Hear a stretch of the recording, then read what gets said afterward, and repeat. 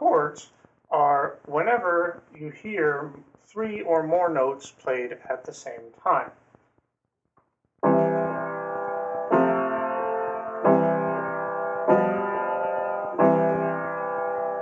The 3 chords I just played for you are the most common in all of music, but any 3 notes can create a chord, even ones which do not sound quite so pleasant.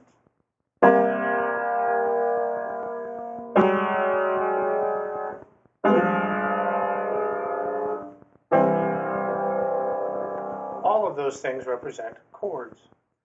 Composers use chords to create what they call a harmony to go along with their music.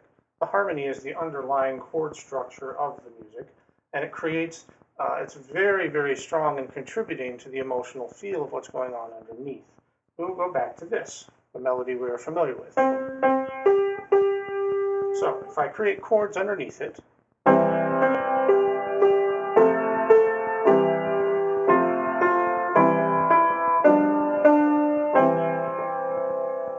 it gives this, this very wonderful, gentle kind of lullaby feel.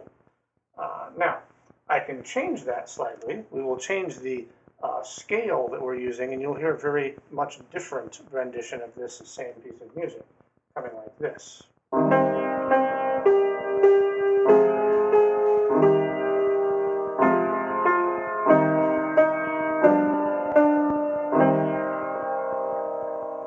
Very, very different flavor simply because by changing the chord and the scale that I'm using to play the same essential note.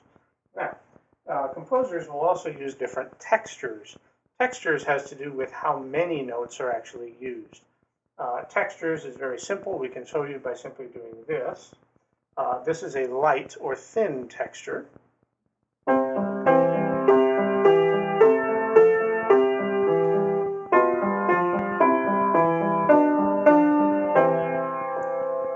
Very few notes used, but still creates a harmony.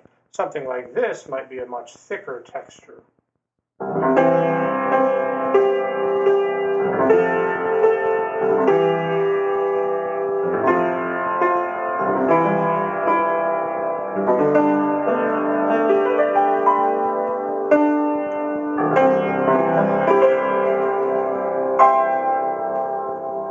much broader, thicker texture gives it a very different feel.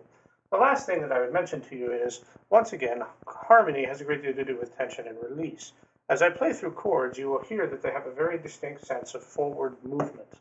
There is a tension created followed by a release. You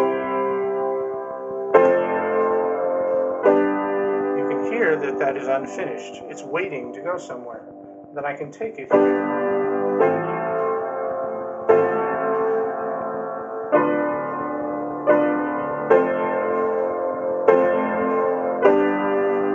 Again, we have achieved tension. We're waiting for the end. And there's the end. You feel the tension and release moving through the music.